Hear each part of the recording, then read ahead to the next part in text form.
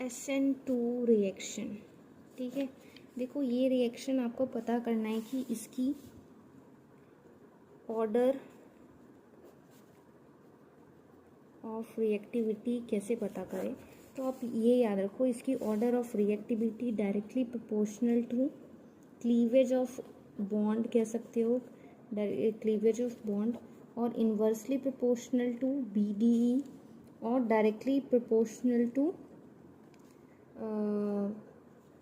Inversely proportional to steric hindrance.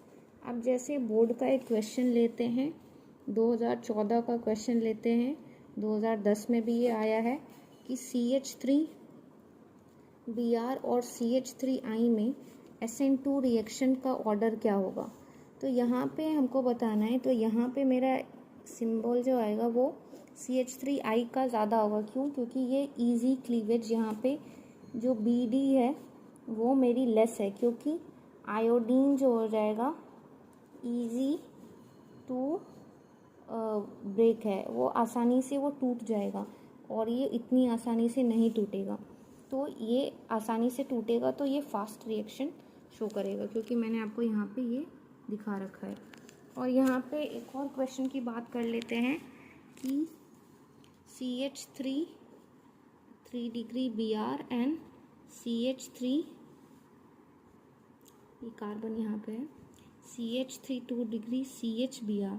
अब इस case में SN2 रिएक्शन की बात करें तो यहाँ पे स्टेरिक हिंड्रेंस जो है ये बहुत ज़्यादा है और यहाँ पे कम है। तो स्टेरिक हिंड्रेंस जितना कम होगा, SN रिएक्शन जो SN2 रिएक्शन उतना फास्ट होगा, तो ये यहाँ पे ग्रेटर देन हो जाएगा। और इजी की बात करें तो मान लो ये यहाँ पे एक मॉलिक्यूल है, यहाँ पे भी सेम मॉलिक्यूल है। अब यहाँ पे मैंने आयोडीन लगा दिया और यहाँ पे मैंने क्लोरीन लगा दिया। अब मैंने पूछा दोनों में से SN2 रिएक्शन का ऑर्डर क्या होगा। तो SN2 रिएक्शन का जो ऑर्डर होगा वो ऐसे होगा, क्योंकि ये इजी क्लीवेज हो जाएगा, और ये इजी क्लीवेज क्योंकि ये आप बोल सकते हो बेटर लिविंग ग्रुप है, लिविंग ग्रुप को भी हम कंसिडर करते हैं।